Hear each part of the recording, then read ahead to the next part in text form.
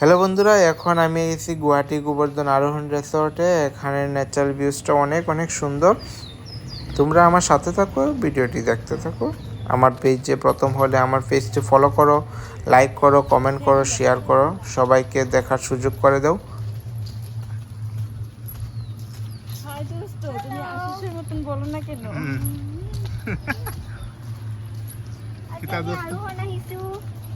তারপরে